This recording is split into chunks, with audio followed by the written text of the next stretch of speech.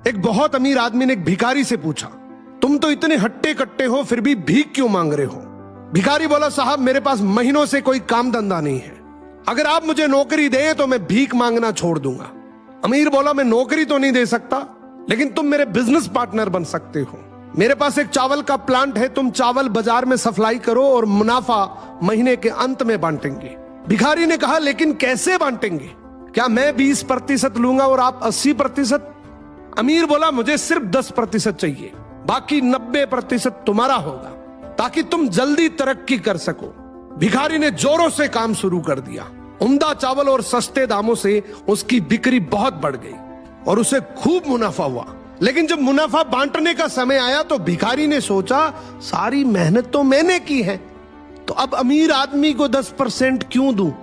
अगले दिन अमीर आदमी आया और जब हिस्सा मांगा तो भिखारी ने बहाना करते हुए कहा कि साहब मुझे तो बहुत नुकसान हुआ है, मुझे जितना मुनाफा हुआ है उतना तो कर चुकाना है, तो इस हिसाब से मुझे कोई मुनाफा नहीं हुआ, तो आप इसके हकदार नहीं हैं। अमीर आदमी ने कुछ नहीं बोला और वहां से चला गया।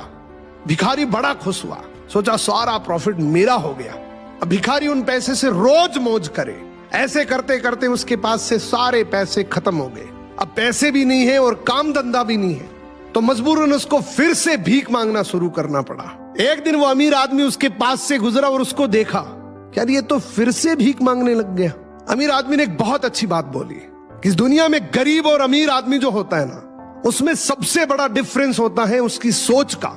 एक रिच माइंडसेट हमेशा ये सोचता है कि मुझे भी प्रॉफिट हो जाए और मेरे साथ जो काम कर रहे हैं उनको भी प्रॉफिट हो जाए, लेकिन एक पुअर माइंडसेट हमेशा ये सोचता है कि जो भी प्रॉफिट हो सिर्फ मुझे ही हो।